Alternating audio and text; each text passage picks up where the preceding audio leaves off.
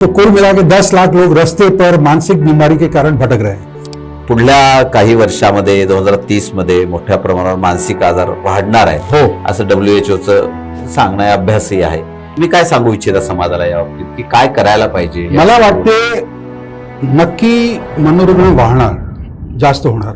त्यांचं कारण आहे लोक जे आहे ते सेल्फिश झाले, ते स्वार्थी झालेले आहे आणि त्यांच्या पेशन्स जे आहे मटेरियलिस्टिक झाले आणि त्यांच्या पेशन्स खूप कमी झालेले आहे. बरोबर. तर आम्हाला वाटत होते की आमच्या भाऊ जे आहे ते पाकिस्तानच्या यांच्यामध्ये गेलाय, he dead killed by the Pakistani people. आणि आमच्याकडे जे इंडियन्स आहेत त्यांना वाटतं की नाही त्यांच्या भाई जे आहेत ते ट्रेटर आहे आणि ते पडून गेले आणि त्यांच्याशी टेररिस्ट झालेला आहे. तर आम्ही दोघे साईडली फसले ना. आपण रडू शकते ना आपण काय करू शकते. आणि मी कुठेतरी बाहेर गेले तर लोक सांगते हे बघा ते टेररिस्टचा भाऊ आहे. आणि अंत आपल्याला भीती वाटते की नाही ते पाकिस्तान लोकांनी त्याने किल केलेलं आहे.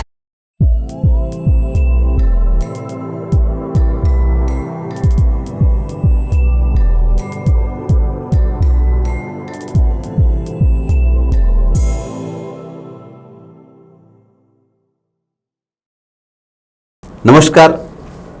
फोर्थ पिलर तर्फे आपण आज डॉक्टर भरत वटवानी यांच्याशी गप्पा करणार आहोत. डॉक्टर भरत वटवानी हे नाव आपल्याला सगळ्यांना परिचयाचं असेल. आपल्या देशामध्ये सामाजिक क्षेत्रात आपल्या कार्याचा मानदंड निर्माण करणारे, खास करून मनोरुग्णांच्या क्षेत्रात ज्यांनी अत्यंत दैदिप्यमान असं कार्य केलं आहे की ज्यामुळे त्यांना जागतिक दर्जाचा प्रतिष्ठेचा रमन मॅगसेसे पुरस्कार सुद्धा प्राप्त झालेला आहे. आपल्या श्रद्धा फाउंडेशनच्या मार्फत त्यांनी महाराष्ट्रात मुंबईच्या जवळ कर्जत येथे मनोरुग्णांसाठी एक सेवा कार्य उभं केलेलं आहे की ज्या सेवा कार्याचा गेल्या 35 वर्षापासून मनोरुग्णांना मोठ्या प्रमाणावर उपयोग होतो आहे. जवळपास 7,000 रुग्ण डॉक्टर भरत यांच्या मार्फत आजवर त्यांच्या घरी बरे होऊन परत गेलेले आहेत. आणि हा सेवेचा अखंड तेवणारा नंदादीप संबंध महाराष्ट्रालाच नव्हे तर देशभरातील मनोरुग्णांना एक आशेचा किरण ठरतो आहे. आज आपण त्यांच्याशी गप्पा करूया. सर नमस्कार, यवतमाळमध्ये आपलं स्वागत आहे. आणि फोर्थ पिलरमध्ये सुद्धा आपण खूप मोठं काम करताय सर. प्रत्येक सामाजिक कार्यकर्त्याला हा प्रश्न असतो सगळीकडे पहिला कि अपन या क्षेत्राकडे कसे काय वळलात? सबसे पहली बात है कि आप जो बोल रहे हैं कि मैं या हमारी टीम जो है बहुत बड़ा काम कर रहे हैं, मुझे नहीं लगता है वो सही है. क्योंकि फाइनली अगर आप आंकड़े देखने को जाओ तो 1.8 million that means 18 lakh 18 lakh लोग जो हैं बेघर हैं. उसमें से 50 से 60% लोग मानसिक बीमार हैं. तो कुल मिला के 10 लाख लोग रास्ते पर मानसिक बीमारी के कारण भटक रहे हैं. अब इन 10 लाख लोगों में से हमने क्या किया, हमने 9,000 10,000 पेशेंट्स को लेकर के ठीक करके उनके गांव पहुंचाया. मुद्दा यह उठता है कि फाइनली वो 9,90,000 का क्या हुआ. तो इसके लिए फाइनली जब तक जन जागरूकता नहीं होगी और जब तक और लोग नहीं आएंगे और संस्थाएं नहीं जुड़ेंगी तब तक बात वहीं की वहीं रह जाएगी. यह एक सेंसिटिव पॉइंट है जो अक्सर लोग देखते नहीं है. लोगों को लगता है कि हाँ श्रद्धा ने अच्छा काम किया, लेकिन रियल में श्रद्धा ने इतना कुछ खास किया नहीं और अभी बहुत कुछ करना बाकी है. और वो श्रद्धा अकेले नहीं कर पाएगी और उसके लिए कई सारे और अलग अलग संस्थाएं पूरे देश में बननी चाहिए, जुड़नी चाहिए. हम देखते हैं यहाँ पे अभी नंददीप फाउंडेशन संदीप शिंदे काम कर रहे हैं. तो ऐसे और भी देखो ऐसा है, फाइनली इंसान काम क्यों करता है? इंसान काम इसलिए करता है क्योंकि मुझे लगता है कि ये हमारा नसीब है कि हम रास्ते के इस पार हैं. ये उस पेशेंट का नसीब है कि वो रास्ते के उस पार है. जब नसीब की बात होती है और एक इंसान जो मान लो हम लोगों ने रास्ते पर से चार्टर्ड अकाउंटेंट, डॉक्टर, लॉयर्स उठाए हैं. अभी वो वकील थे, चार्टर्ड अकाउंटेंट थे, पढ़े लिखे थे, उसके बावजूद वो रास्ते पर आ गए और हम जो है यहाँ पर हैं रास्ते के इस पार. तो फाइनली समाज को यह सोचना चाहिए कि हमारे साथ हमारा गुड लक है, हमारे साथ नसीब है, उसके साथ नसीब नहीं है. ये जो अंतर है उसको कौन दूर करेगा? जो सबसे प्रभावित चीज जो मैंने आज तक पढ़ी है वो है एक बाबा साहेब आंबेडकर है, उन्होंने एक किताब लिखी थी द बुद्धा एंड हिज धम्म. बुद्धा आणि त्याचा धर्म. हाँ. तो उसमें लिखा है कि लोग जब पैदा होते हैं तो अलग अलग इसमें पैदा होते हैं. कोई अमीर रहता है, कोई गरीब रहता है, कोई अपंग रहता है, कोई हेल्दी रहता है, इंटेलिजेंट रहता है, कोई इतना इंटेलिजेंट नहीं रहता है. उनका मानना है कि अब हम सब लोग एक स्ट्रगल रहता है एग्जिस्टेंस के लिए कि हम अपना धीर बनाए रखें. वो स्ट्रगल में अगर यही नियम कायम रहा कि फाइनली इनइक्वालिटी है विद इन लेवल्स हैं, अगर यह इनइक्वालिटी कायम रही उस स्ट्रगल में तो सबसे कमजोर इंसान दीवार की तरफ पुश रहेगा। अब मुद्दा यह होता है कि जब सबसे कमजोर इंसान दीवार की तरफ पुश होता है तो उनका यह मानना है कि finally religion teachers you equality. लेकिन हकीकत क्या है? हकीकत यह है कि भले हम अपने आप को रिलीजियस मानते हैं, भले हम मंदिर जाते हैं, मस्जिद जाते हैं, चर्चेज में जाते हैं, गुरुद्वारे में जाते हैं, सब जगह जाते हैं, क्या हम रियल में वो इक्वालिटी प्रैक्टिस करते हैं? नहीं करते। That is the tragedy of the thing end for which I feel that the entire community, जो पूरी कम्युनिटी है, उनको आगे आकर के देखना पड़ेगा इस मुद्दे को कि फाइनली हम लकी हैं, वो सामने वाला रास्ते पर बैठा हुआ लकी है। अभी सुबह से मैंने कम से कम 120 पेशेंट देखे यहाँ नंददीप फाउंडेशन में। उनका कसूर क्या था? वो रास्ते पर भटक रहे थे। मान लो नंददीप फाउंडेशन नहीं होता तो वो रास्ते पर और भटकते जाते।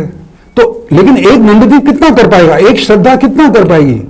You need a lot of Shraddhas and you need lot of Nanddeeps across the country. बिल्कुल। लोग कहते हैं कि नहीं वो पॉलिटिशियन का काम है, इसका आई फील वो भी एक आम इंसान है, मैं भी एक आम इंसान हूं। अगर एक आम इंसान दूसरे आम इंसान की हेल्प नहीं करेगा तो मतलब नहीं बनता है। बिल्कुल। जो बाबा साहब आंबेडकर ने कहा कि finally religion teachers you equality, वो पूरा पीछे रह जाता है। बोलते ना हम एक दूसरे भाईचारा कहाँ है, वो मोहब्बत कहाँ है, वो कुछ नहीं है। सर आज आपण जे काम करता, श्रद्धा फाउंडेशन जे काम करतं त्याचं नेमकं स्वरूप कसं आहे?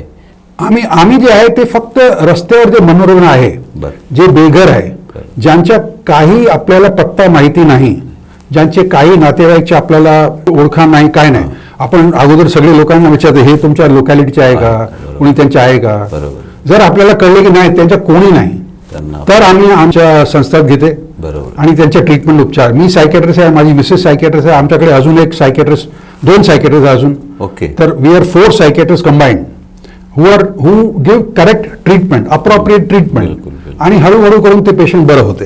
सपोज पेशंट तेलुगूचे आहे, आंध्र प्रदेश किंवा तेलंगणाचे आहे किंवा कर्नाटकाचे आहे, तर आपल्याकडे तशी स्टाफ आहे, trained qualified social workers who know that language and who are able to talk to that patient. ते पेशंट सोबत बरोबर गप्पा मारून ते समजून घेतात आणि मग आपल्याला संपूर्ण ॲड्रेस भेटते. बिलकुल. आता मी ऑलरेडी आज सकाळी 32 पेशंट सिलेक्ट केलेले आहे नंददीप फाउंडेशनचे टू शिफ्ट टू श्रद्धा.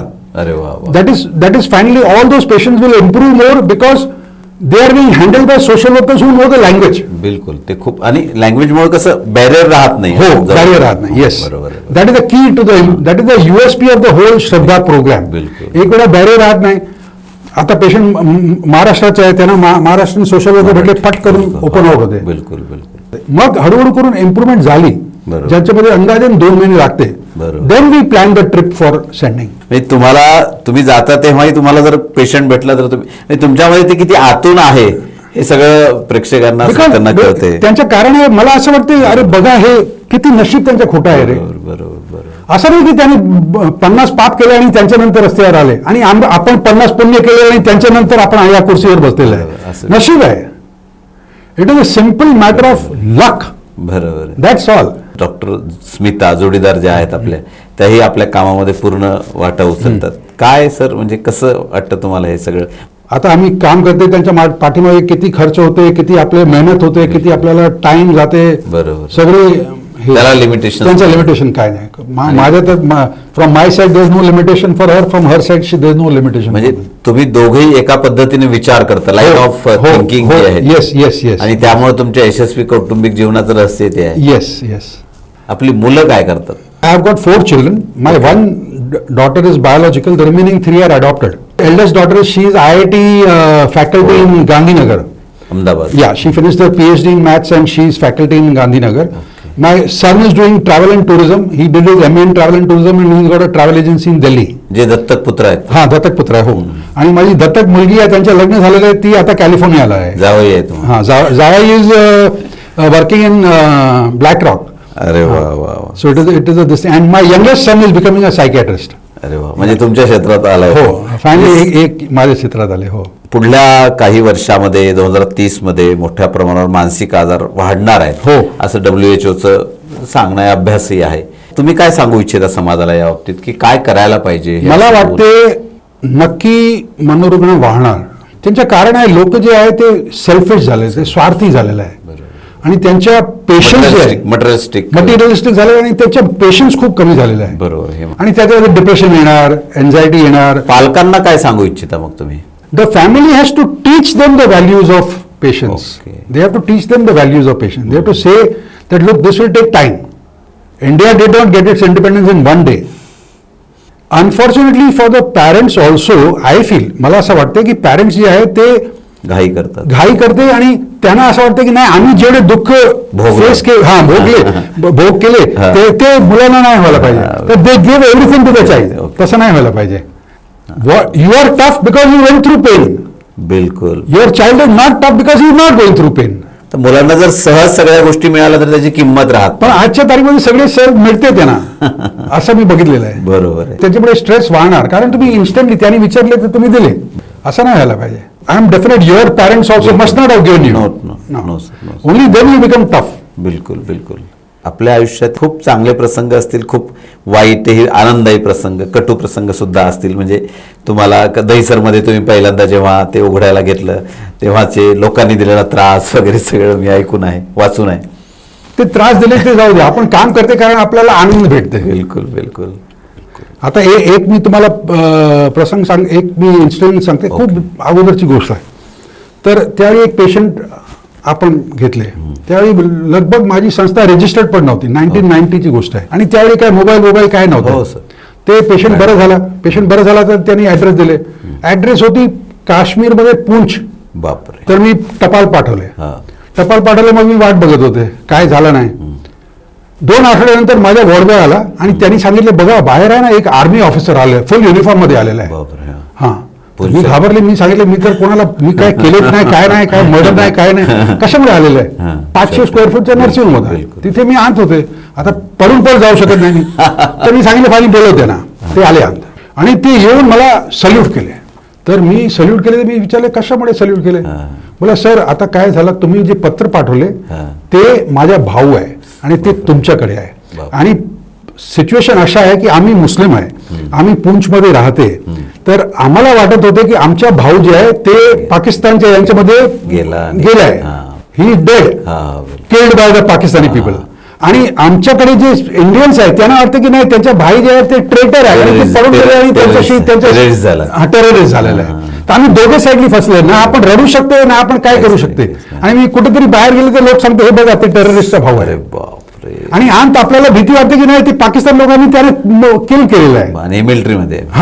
मिलिटरीमध्ये तुम्ही माझ्या संपूर्ण कुटुंबाला तुम्ही वाचवले तर एक सल्यूट तर तुमच्या हक्क आहे.